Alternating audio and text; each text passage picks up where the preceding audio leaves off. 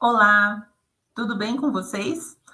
Comigo tudo ótimo, principalmente por estar aqui podendo compartilhar um pouco mais de conhecimentos com vocês e de poder agregar a tudo que vocês já trouxeram de base, porque não deve ser pouco, né?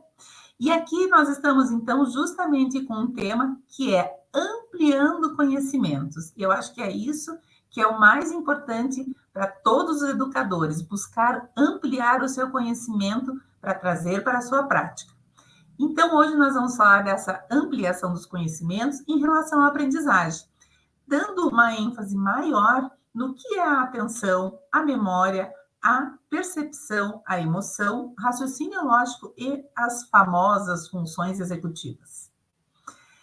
Primeiro, damos aquela retomada no significado de aprendizagem, né? De aprendizagem, vamos lembrar um pouquinho mais, mas também informar que a aprendizagem ela inicia lá ao nascer e ela vai no decorrer de toda a nossa vida. Né? Não existe um momento em que a gente deixa de aprender, não existe um momento aonde a gente passa por um desenvolvimento para daí aprender. Eu aprendo desde que eu nasço, até pela minha sobrevivência, em busca dela, né? Ela acontece o tempo todo. Nós estamos o tempo todo em contato com algo, com alguém, com alguma resolução de um problema, e essa aprendizagem ela vai sendo permanente nas nossas vidas, né? Ela é adquirida sim de maneiras diferentes tanto para mim quanto para você, ou seja, pela maneira que eu prefiro aprender, ou que eu tenho mais habilidade, ou dependendo dos ambientes que eu estou transitando. Mas ela também tem um papel fundamental na construção do ser humano. É a partir de toda a aprendizagem que eu venho recebendo desde o meu nascer e está, assim, correlacionado ao desenvolvimento físico, motor, psicológico, é que daí sim eu vou ter uma resposta, uma construção de quem serei eu numa vida mais adulta e, consequentemente, na vida mais madura. E aí sim ela vai nos proporcionando uma evolução. Aqui tem uma base para nós podermos conversar um pouquinho sobre a aprendizagem de uma maneira um pouco mais esclarecedora. Então, se eu tenho, sim, uma informação que passa pelo meu sistema nervoso e ela vai, então, se concretizar na minha memória, mas essa informação que vai ao meu sistema nervoso, que se torna algo memorizado, mas ela não tem uma execução, ela não tem uma função, ela vai ser simplesmente uma lembrança. Ao contrário de quando eu tenho uma informação, sim, nova, e essa informação eu mando, ela vai passar para o meu sistema nervoso, aí eu começo a ter um aprendizado novo. Só que esse aprendizado, ele só vai ser um aprendizado mesmo quando ele me causa, quando ele me proporciona uma mudança, principalmente no meu comportamento. Então, é diferente quando eu tenho essa informação que eu memorizo e que ela se torna uma lembrança, e essa nova informação que eu vou, sim, buscar como aprendizado, que vai mudar o meu comportamento, vai ter uma mudança no meu corpo, na minha mente. Em relação a toda essa aprendizagem, como nós falamos ali no início, existe uma necessidade da gente entender cada uma das capacidades, habilidades que estão envolvidas com esse aprendizado. Então, nós vamos começar falando aqui da atenção. Algo que é tão relevante em sala de aula e que muitas vezes o professor diz, fulano, olha atenção, preste atenção, né? Mas o que é realmente essa atenção? Na verdade, ela é considerada como um aparato, sendo ele o principal para o desenvolvimento da aprendizagem eficiente. Ou seja, eu preciso estar prestando atenção para eu poder, pelo menos, absorver essa nova informação, levar para o meu cérebro e buscar trazer um resultado com uma mudança. É a capacidade de salientar um certo elemento do ambiente, abandonando os outros que não me trazem interesse. Então, é o espaço que eu tenho determinados motivadores, mas que eu consigo focar, eu consigo prestar esta atenção em algo que está mais interessante nesse momento. Nós podemos também ver alguns tipos de atenção. Então, uma delas é a atenção reflexa, que ela é atribuída aos estímulos periféricos externos que nós vamos estar sentindo. A atenção voluntária, que ela é associada ao controle exercido pelos controles centrais do nosso processamento cerebral. Ou seja, a reflexa, eu tenho alguns estímulos e eu vou ter essa atenção pelos reflexos, vamos dizer assim, e a voluntária não, ela vai estar sim com um processo um pouco mais amplo. Quando a gente fala em atenção, nós vamos também ter, num segundo momento, a nossa memória, que é a partir da atenção que eu consigo carregar essa informação para a memória. O que seria a memória?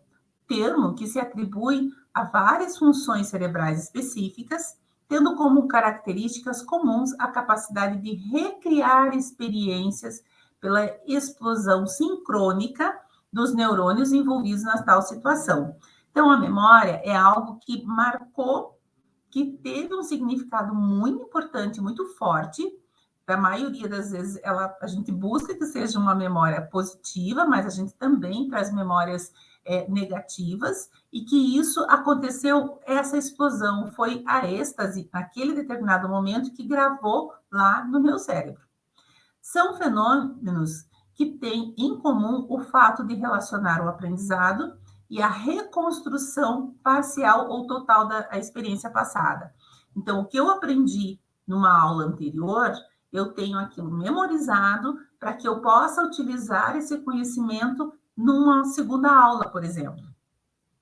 A formação da memória possui vários diferentes estágios espontâneos, se tratando de um processo. Eu não simplesmente consolido aquela informação de imediato. Em algumas situações, eu preciso de um tempo, de um processo para poder construir essa memória. Até porque, se falamos em memória, falamos num desenvolvimento humano também. A memória, ela começa a se desenvolver a partir dos 3 anos de idade. É ali que a criança realmente consegue concretizar, internalizar, gravar um pouco mais os seus acontecimentos. Estágios da memória. É quando eu vou ter a seleção, o que é que eu vou memorizar, a consolidação, ou seja, eu trago isso para dentro do meu cérebro, a recordação, eu busco essa informação novamente, a mudança, quando eu consigo alterar, e o esquecimento. Geralmente, esse esquecimento é algo que não tem tanta valia, que não teve um significado tão grande assim, mas ele fica lá num momento mais paradinho, vamos dizer assim. A memória, a gente também pode considerar ela como uma memória sensorial. Ela é curta, ela está relacionada aos órgãos sensoriais, os quais retêm alguns segundos da percepção captada, ou seja, a partir do cheiro, a partir de um reflexo de uma dor. Então, é uma memória que eu sei do que se trata, aquele apertando o dedo, por exemplo, né? Mas eu sei realmente do que se trata, mas ela é algo muito rápida, muito passageira. A memória de curto prazo, como ela propriamente diz, é uma memória que recebe as informações já codificadas pelo mecanismo do reconhecimento dos padrões da memória, da mais sensório-motora, ou seja, eu tenho essa consolidação dessa informação e ela fica, então, por um momento mais curto. A memória a longo prazo, ela recebe as informações da memória curto prazo e ela é armazenada. Então, quando eu tenho algo significativo nessa memória a curto prazo, eu vou ter ela muito mais internalizada lá a longo prazo. Caso contrário, também ela é esquecida. A percepção, uma habilidade que nós temos de captar, de processar, de entender a informação que os nossos sentidos recebem. É um processo cognitivo que permite interpretar o ambiente com os estímulos que recebemos por meio dos órgãos sensoriais. Podemos, então, treinar e melhorar essa nossa percepção como a estimulação cognitiva, por exemplo. A percepção ela está, então, dividida, envolvendo os nossos 5 sentidos: a visão, a audição, o tato, o olfato e a gustação. A percepção visual é quando nós temos a capacidade de ver, de interpretar essa informação e, sim, de enxergar e buscar levar essa informação para o nosso cérebro.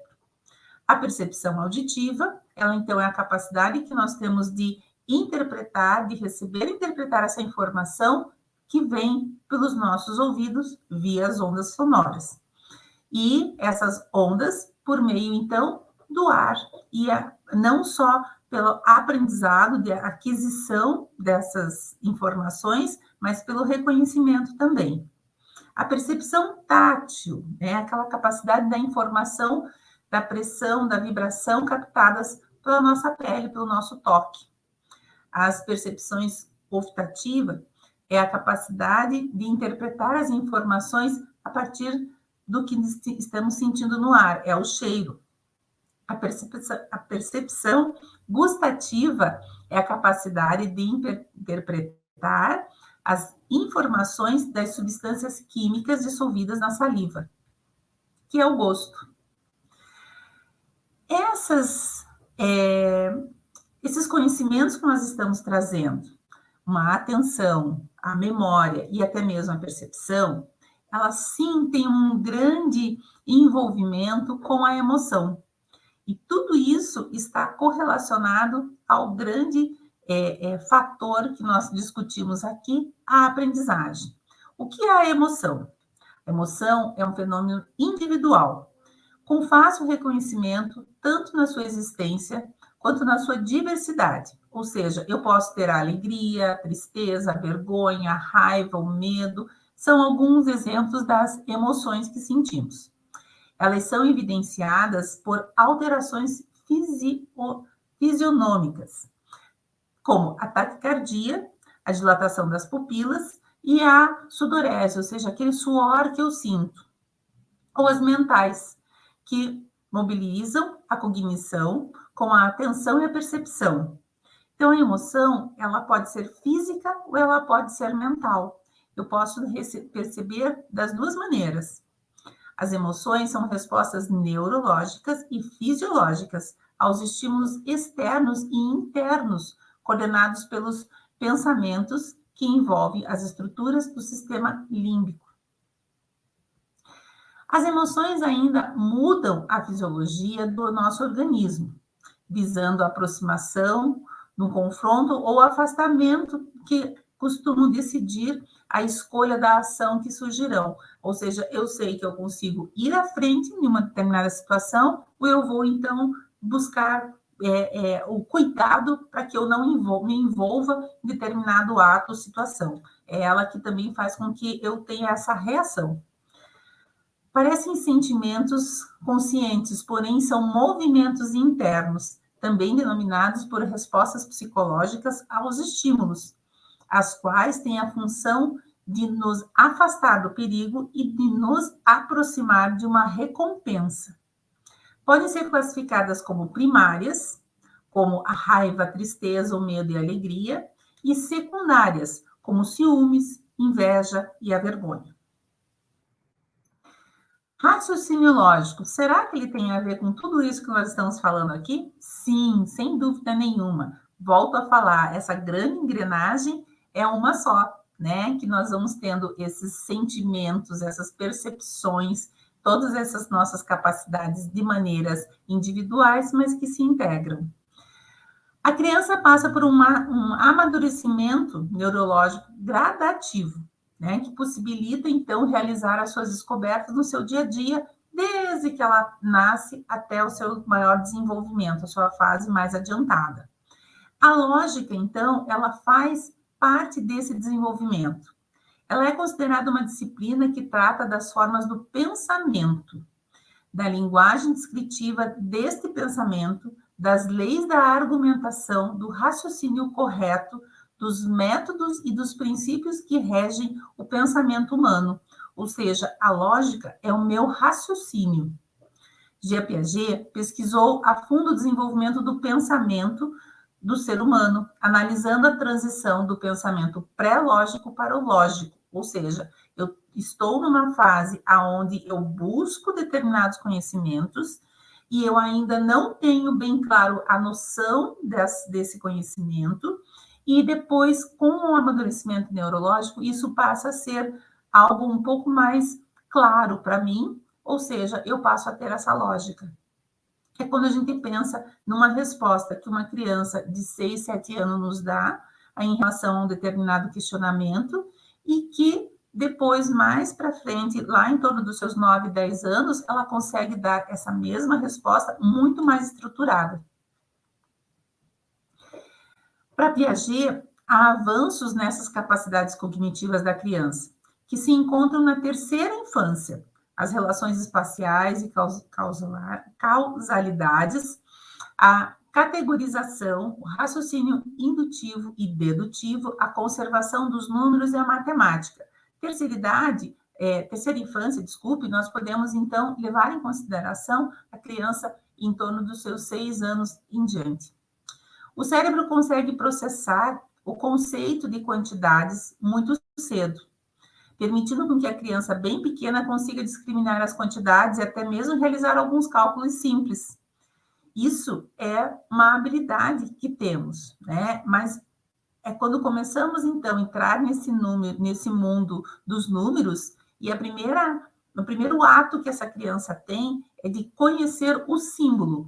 Na verdade, inicialmente, ela vai aprender a contar numa sequência, mesmo sem saber quais são os números. E na sequência, ela começa a fazer, então, a relação do símbolo e da quantidade referente a esse símbolo. Funções executivas, também necessárias para que tudo aconteça, então, nesse processo de aprendizagem. É por meio dessas funções, das funções executivas, que são organizados os pensamentos, as nossas experiências, os nossos conhecimentos prévios já armazenados em nossas memórias. Com elas, é possível definir as estratégias comportamentais e comandar nossa ação de maneira mais objetiva e flexível, permitindo chegar ao objetivo final desejado, ou seja, é onde eu vou pensar, raciocinar, mas é saber como eu vou executar via o meu comportamento. Iniciam seu desenvolvimento logo nos primeiros anos de vida da criança, mas tem um progresso muito mais significativo lá na adolescência. Então, ela vai ter essas funções lá já desenvolvidas, mas na adolescência eu consigo colocar mais na prática. É um conjunto de processos cognitivos que, de maneira global, ela permite que o indivíduo consiga direcionar o seu comportamento às suas metas, avaliar a sua eficiência e adequar os comportamentos que tem executado. Demonstra um importante valor adaptativo para cada um dos indivíduos, contribuindo com o gerenciamento em relações de outras habilidades cognitivas.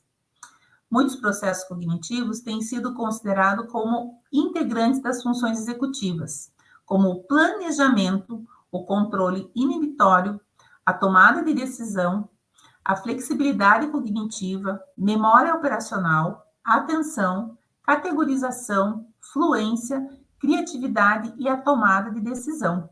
Ou seja, nós temos aqui, vamos dizer assim, alguns meios, alguns passo a passo para que eu consiga, então, demonstrar o meu comportamento, a minha aprendizagem, via a todas esse conjunto de processos cognitivos existente no meu próprio organismo. Ou seja, é importante que o aluno, que a criança, no desenvolvimento, ela entenda, sim, e tenha a sua concepção do planejar. Mas isso, em alguns momentos, nós conseguimos lá no final da terceira infância, início da adolescência, porque é mais difícil para a criança pequena conseguir ter esse planejamento, né? Todos esses nossos conhecimentos, as nossas capacidades, as nossas sensações, as nossas emoções, tudo que estamos falando nesse momento, elas fazem parte de um grande carrossel, vamos dizer assim, e que no núcleo interno desse carrossel tem algo chamado aprendizado. É por meio de todas esses fatores, né? Atenção, memória, funções executivas, o próprio raciocínio lógico, todos eles são componentes, vamos dizer assim, dessa fórmula tão significativa que é a aprendizagem. Então, cada vez que eu esteja lá pensando no meu aluno, pensando na minha criança, no meu paciente, eu preciso sim pensar que ele é um ser global, mas que ele tem todas as suas partes específicas para que essa aprendizagem se concretize. Então, eu levo em consideração tudo que eu tenho visto aqui e para colocar em prática em relação à aprendizagem mais benéfica para o meu aluno, para a minha criança, para o meu paciente. Espero sim ter trazido muitas informações que vocês possam agregar no trabalho de vocês e até uma próxima. Obrigada pela atenção.